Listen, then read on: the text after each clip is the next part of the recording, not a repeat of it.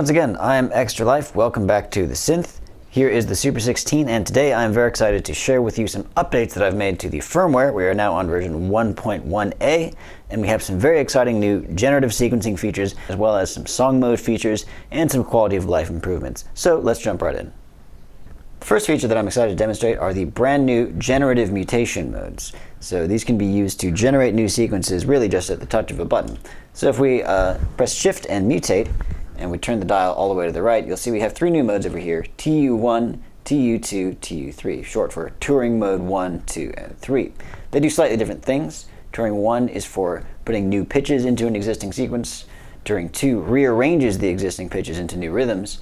And Turing 3 generates entirely new sequences from nothing. So if we have a basic sequence here, and we select Turing 3, we can add new notes to that sequence by holding down the mutate button.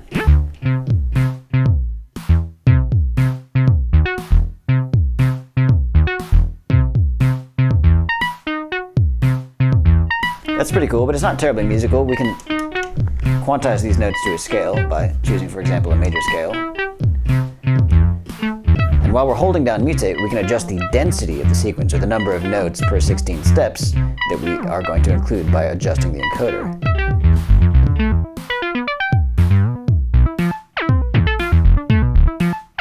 Or we can make them a bit more sparse and kind of space out a little bit.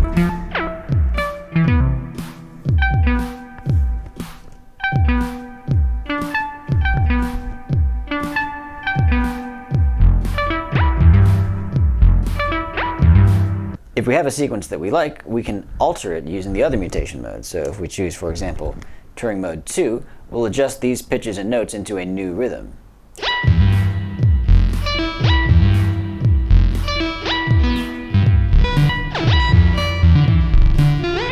And again, we can adjust the density of that with the encoder.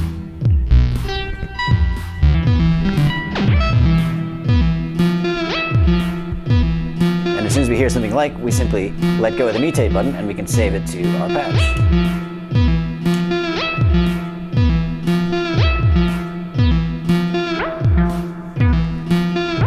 If we like this rhythm, or we program in something more dense, and we want to add new pitches to it, we can choose Turing Mode 1, which is essentially like using the randomized mutation mode, except that the new pitches are saved to the sequence.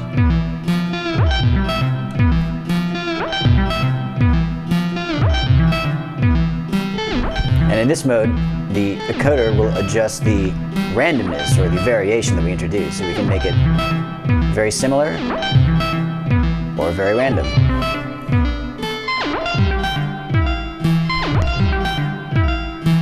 Now we have two variations on a sequence using different notes.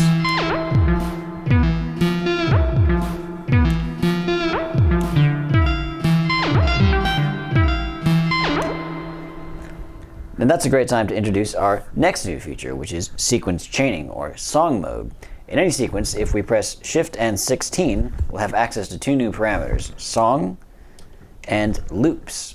And I suppose it might be self-explanatory what they do, but if you choose song mode, then you can choose a patch number that will follow the current patch. So right now we're on patch 31, and if I choose patch 30 and press Shift 16 again, we can choose the number of loops that this sequence will play before it changes over to patch 30. So I'll set it to 2 loops, and then I'll save the sequence. So now if we press play, we should hear the sequence play back twice, and then loop back to sequence 31, which is the variation we just recorded.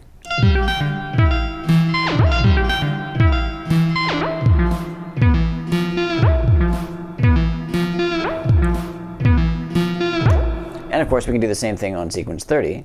So we choose song,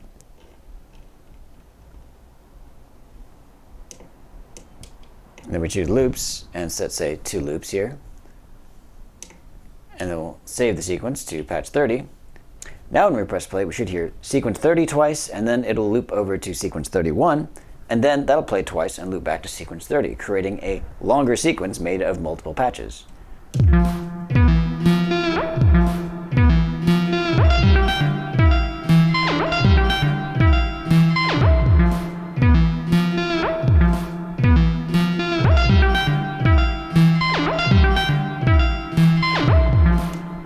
So hopefully you can see that you can use sequence chaining to create longer songs of more than 64 steps, or patterns that loop back and forth and create a sort of variation on themselves. One important thing to remember with the song mode stuff is that it's very difficult to edit it while the sequence is playing, because of course if you have it loop to another sequence in the middle of playback and you've adjusted the parameter and then it loads that other sequence while you're playing before you have a chance to save it, then you might lose some work, or it might just act unpredictably. So I would always recommend pausing the playback before editing the song mode parameters. And again, you just press 16 and shift, or rather shift and 16 to access either parameter, and it will show you on the display song or loops, and then adjust the encoder to pick a patch number or whatever you want to do. And last but not least, just a little quality of life enhancement for those of you who have some music theory background. I've added an option so that if you enter calibrate mode, you can choose between notes or numbers, and that corresponds to what is displayed on the screen when you adjust the pitch and octave parameters. So if we enter note mode and then exit calibration, when we adjust the pitch, we will actually see the name of the note that is being played and the octave that it's being played in. Although there's no guarantee that depending on how your oscillator is tuned, this is actually going to be a G. So you need to take that into account when you're playing with other people, that the transposition and tuning of your oscillators also affects the pitch of the sequencer. So there you go, those are the new sequencing features on the Super 16 version 1.1. I hope you have a good time playing with these new mutation modes. I certainly have myself. And now I want to show you how to actually upload the new firmware from 1.0. And you're going to need a USB AVR programmer. And this is quite inexpensive to get. It's about $8. This is the Pololu AVR v2. You can also use an Arduino Uno if you happen to have one of those. But it connects to your computer via USB and then connects to the sequencer via this 6-pin header cable. Alright, now I'm going to show you how to hook up your module to the computer through the USB AVR programmer. And we're going to need a couple things to do this. Obviously, we're going to need a Super 16 module. We're going to need our USB AVR programmer, which is a little USB, typically micro USB connection with a 6-pin header cable. And we're going to need some way to power the module. I've got this little portable Eurorack power supply with just standard ribbon connectors. But you might be doing this just, in or near your Eurorack case, but you will need to be able to turn the module around to access the back of it. Speaking of the back of the back of the DIY version is a little bit different from the back of the SMT version. On this little Pololu AVR USB, if we connect it so that the cable is facing away from the programmer, all we do is connect it so that the corresponding end is facing up, so that they look kind of parallel or symmetrical in this case. And really what matters is that on the back side of this, there's a little dot which indicates the 5-volt pin, and that's on the same side as this red stripe. If we follow the red stripe around, we can see that the 5-volt pin is on the same side as the red stripe on the board. But either way, we plug the power in at the same time, and we power up the board, and you can see it starts up. Now, if I run the program on the PC, which I'll show you how to do in just a second, you'll see that the screen goes off, and we might start to see these lights flashing because there's serial data going over the lines, and the PC might be sending data that confuses the module. But either way, it takes about 15-20 seconds to program, and then it should start right back up. And here we go. Boom, it starts right back up. And if we press Shift and 16, you'll see we have the new song mode option that indicates we're updated to firmware 1.1. On the DIY version of the module, and this is actually slightly an older one, so I've got these mods on here. Yours shouldn't have those, but it looks much the same. If we rotate the board sort of clockwise once, and we bring the ICSP cable up over the chips, we end up with the same kind of configuration where they should look parallel like this. And again, the 5-volt pin is on the right side of the header here, although there's no indication on this board. The 5-volt pin is this one kind of here. If we're holding the board so we can read the labels, it's on the top right. Should be able to do precisely the same thing. Hit the program function, see the screen turn off, wait a few seconds, and we'll see it come back to life. 3, 2, 1, back to life. And if we hit Shift 16, we have song mode on this device now as well. So now let's take a look at using the Arduino Uno, which actually has the exact same microcontroller as the Super 16, as an ICSP program. And before we get started, there's one thing that we have to do, and that is upload the AVR ISP programmer, or Arduino ISP sketch, to the Arduino board using just the regular Arduino software. Now, if we want to use the Arduino Uno as our programmer, we actually have to upload a specific sketch. It's not going to work out of the box. We need to just go to Examples, and then Arduino ISP. That stands for Arduino In-Circuit Serial Programmer. And all we do is connect our Arduino Uno via USB, make sure that it shows up here in this menu, and we're uploading stuff to it. And then we can upload that sketch. Now that we have the Arduino board programmed as a ICSP programmer, we can connect it to the module using some cables. And this is obviously more difficult than using the 6-pin header cable because we have to manage 4 individual wires. And I will show you how to do that. But you'll notice here I've got male header pins on one side and female sort of socket pins on the other.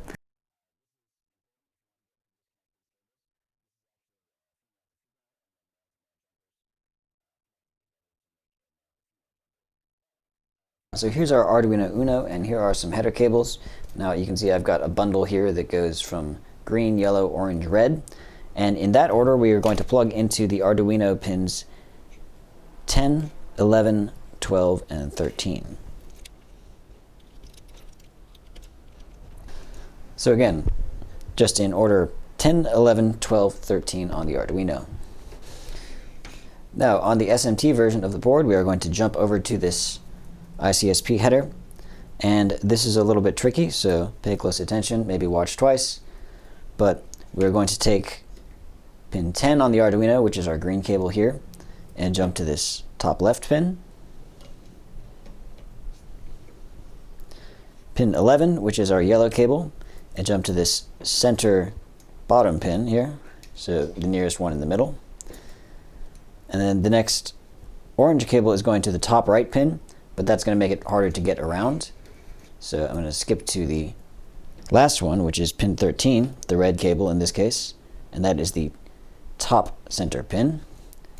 And then lastly, pin 12, which is the orange cable, goes to the top right. Now again, we need to provide power to this module. I'm going to do that by plugging in my Eurorack power supply, my desktop one. You could do this using your Eurorack case. So this is a little bit of a delicate operation, don't want to disrupt the pins too much, but I'm going to flip it over and turn the power supply on.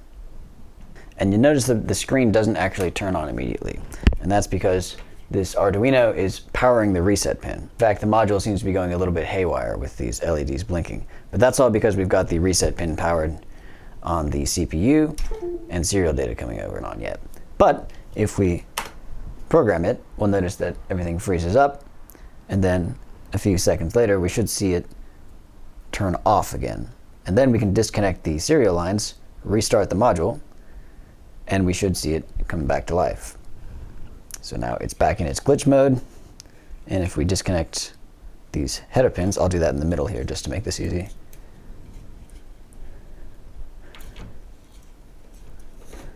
Power cycle it. And you can see the module springs to life and we can use it normally. And we've got song mode and loops indicating we are on the latest version of the firmware. So on the DIY version, it's very much the same, only everything is flipped kind of 90 degrees. So we want to take pin 10, which for us is the green socket, and connect it to the bottom left header pin here. Pin 11, which is the yellow cable, is the right middle.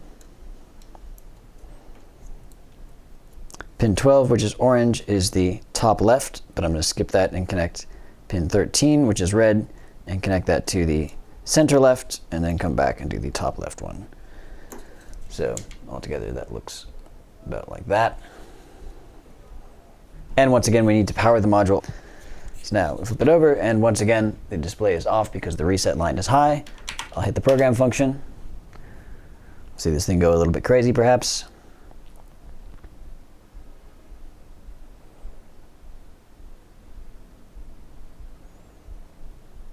And now it's restarted, and I'll disconnect these programming lines. And we are good to go. Press Shift and 16 to check the firmware mode, and obviously we are in version 1.1. So that is the hardware aspect. Now let me show you the software side of it. Alright, so we're going to install the updated firmware onto the Super 16 module. The first thing we need to do, obviously, is grab the updated firmware, and you can get that from my GitHub page. That's github.com/MatthewCplak, CIEPLAK/Super16. That's also linked if you go to extralifeinstruments.com.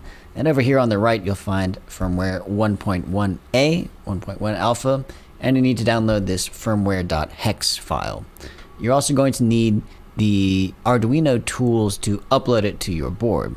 Specifically, we're going to need a program called AVRdude, which is a separate piece of software that you can get without having Arduino, but the easiest way to get it is just to install the Arduino IDE. It's about 100 megabytes. So you go to arduino.cc, click on software, and then download the version for your operating system. If you're on Windows like I am, I recommend you don't get the app version, get the installer version directly, because this installs in kind of like a sandbox folder, and it can be hard to find the libraries and stuff. Once we've got this firmware.hex file downloaded, we're going to open up the command prompt and look for that file. And now if you're on a PC, that's called command prompt. If you're on Mac, that's called terminal. But either way, you're going to look for a program called AVRdude. So as you can see, I've got it installed in my path. You might not have it installed in your path, even if you've got the Arduino software installed. I'll show you how to get around that in just a second. Either way, we need to go find this firmware. So I'm going to change directory to my downloads folder. And then if I list the files, you can see we've got our firmware.hex right here. So the command that we need to enter at this command prompt can be found on the firmware release page. So if you look down here in releases, scroll down the page, see there's two versions of this command, one for using the AVR programmer that I've got, one for using the Arduino Uno. And if we paste that onto our command line and everything is set up properly, this is what you should see. You should see the verification that you're connected to the appropriate device, and then a progress bar uploading the firmware and verifying it. Alright, that's all gravy.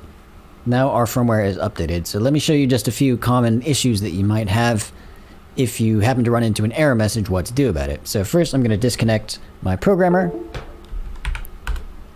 And if you see this error message, can't open device, then either your serial port is specified incorrectly or your device is not connected at all. Now I'm going to disconnect the ICSP header from the module, run this command, and you can see it can talk to the programmer, but it can't talk to the module, so it tries to program it and can't. And last but not least, if the command can't find the firmware, say we are in the wrong directory, for example. So now I'm in my user root directory. I will try and run this same command, and because this firmware.hex file name doesn't exist in this directory, it says error opening this. So that typically means you either haven't downloaded the file, or you just need to change into your downloads folder, or wherever you happen to have it downloaded. And if I type ls, I'm not sure if this works on Windows, I have bash installed, you should see firmware.hex. And you can also just change this file path to something relative if you really want to be nasty about it.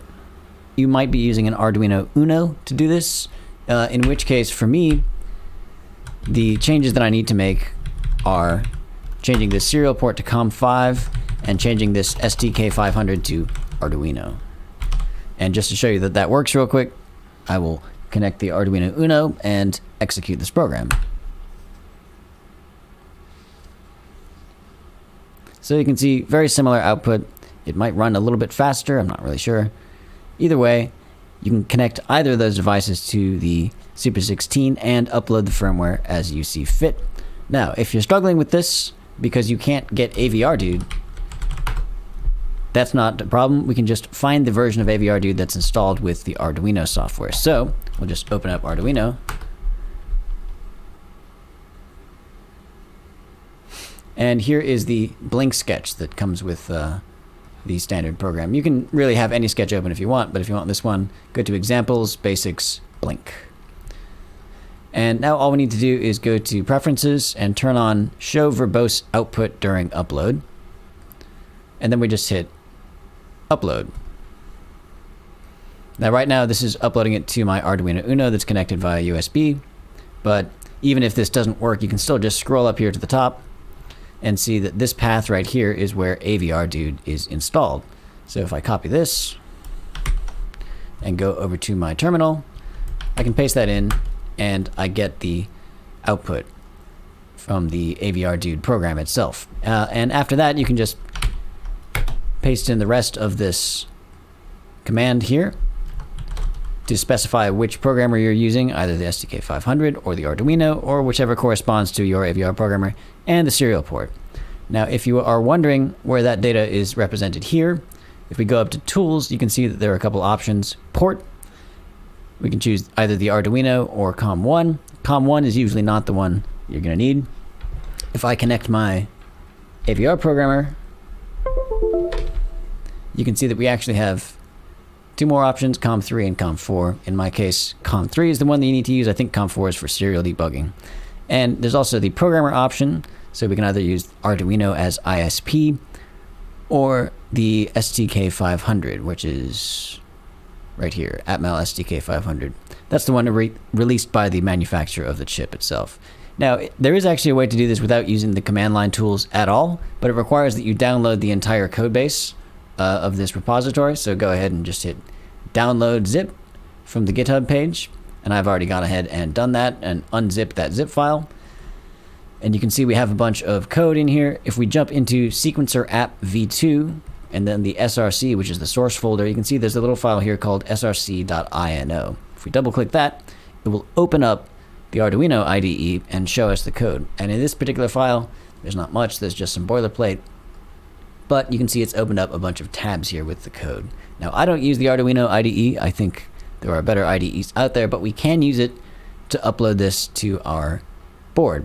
I think it's easier to use the command line tools because there's some additional files that you need to grab. And those are the library files. So if we go to sequencer app v2 here in the GitHub repository and look in lib, you can see there's a couple of submodules included via Git. And these three, the MCP23S17, Serial Flash, and Elapsed Millis, need to be installed in your Arduino library. So if we go to Documents, Arduino, where is the libraries folder? Libraries. You can see that I have these three installed. The MIDI library you don't need, but you do need these three. The CQ library is actually, it's just one file, so I've included it in the repository itself, so you don't need to install that. But if you click on each of these, you can see they link to a different GitHub repository with this library, and you can just download that and put it inside your Arduino libraries folder. The Arduino IDE also has a library manager. I don't think all of those are necessarily available in the library manager, but just to show you what I have here, manage libraries, installed. I've got the basic built-in ones for interface control, and then down here at the bottom I've got some Adafruit libraries, Elapsed Millis, MIDI, and Serial Flash. So that MCP23S17 one doesn't come as an Arduino library manager library. I think that's installed manually. Once you've got those libraries installed and you can get this program to verify and compile, you can go ahead and upload it using the Upload Using Programmer tool. And unfortunately, I haven't been able to figure out how to get this to work using the Arduino Uno as a programmer. Maybe it's something I'm doing wrong. Maybe it's something that's kind of misconfigured here with this Arduino as ISP option. Either way, I think you might need a dedicated AVR serial programmer to do it using the Arduino IDE. Anyway, for me, that is the STK500 and serial port COM3. And then we just hit Sketch, Upload Using Programmer. And it will do basically the same thing as you would do on the command line, except you don't have to type in the commands yourself. So there you go. That is a look at how to upload the firmware to the Super 16 module using the command line tools. Again, if you're on a Mac, you can do this using Terminal, but either way, you just need to make sure that you can find AVRdude and get this command to show up. Then you should have all the tools you need to get this to upload properly. And last but not least, I have updated the user manual. If you go to extralifeinstruments.com, you can find the updated manual. It now is formatted for 8.5 by 11. And there are a couple new sections that explain the new song mode and, of course, how the new mutation modes work. So I encourage you to grab this, have a look through it. So thank you very much for watching. I hope you found that enjoyable and helpful. Let me know down below in the comments if any of that was unclear. I would be happy to help try to clarify it. So practice and enjoy, and I will see you next time.